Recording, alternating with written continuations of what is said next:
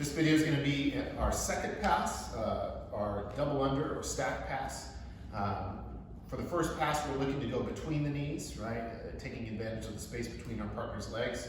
Right. This time, when our partner's flat on their back here, they're closing off that potential space for me to travel forward between chest and knee, right? There is space between the knees here, but I would have to load my weight up on top of my partner in order to try and take advantage of this very small space between shoulder and knee, right? So instead, what we're gonna do is take advantage of the space between the heels and the butt, right? We're moving both of our arms underneath our partner's legs. This is a very important detail that we have to make sure that we're thinking about as a fundamental student. I never want to put one arm in my partner's legs and one arm out.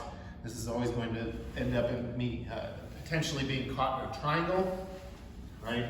Instead, it's either both arms in or both arms out, right? We're at our combat base. I'm gonna bring both my arms to my side and place them underneath my partner's legs.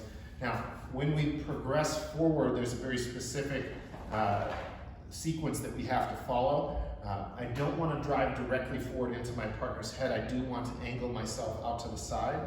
When I bring my hands through, what was my lead knee, that combat-based knee, is going to place to the floor on the far side of the hip, right, the outside of the hip.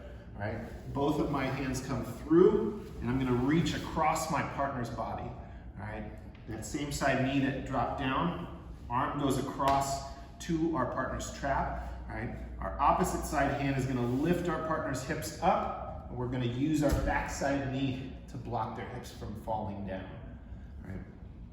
The goal here should be to place your partner's knee into their face, right? You don't have to go so far as to smash their knee into their face, but you do want to pressure down enough to where that knee is placed near the face, right? My head should stay over my partner's head. I should not be traveling across their center line. I should not be going up, and over here as well, allowing their feet to pummel back to the inside, shin to pummel back to the inside, right? So real quick, without my partner here, when I start off, it's going to be my hands pummeling underneath, my lead knee drops down to the floor, and then we're going to take a pivot on this lead knee. So my backside foot sticks to the floor, my lead knee foot travels with me, and it travels with my hips. All right, so we go under, pin, pivot. All right, this is what's going to allow us to make the ankle on our partners. See a little bit more clearly from here. So I go under, I go cross body, and I pivot. All right, lead knee drops to the floor, I pivot. We pick the hips up, block them with the backside knee, and then from here, looking to finish, we want to support our weight on top of our partner's collarbone, on top of their chest, as I extend this post leg. All right, so I'm not driving off my toes past my partner's center line. I'm just extending, falling down, letting their legs pass my face, ending up with both my arms on this near side. All right, head control first, and then finally, if necessary, we look for that far side underhook to finish. One time.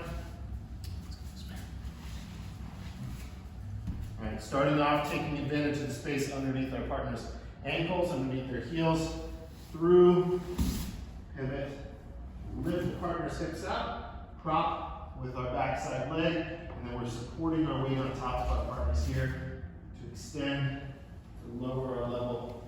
Right. Head control, hip control, finish with the far side underhook.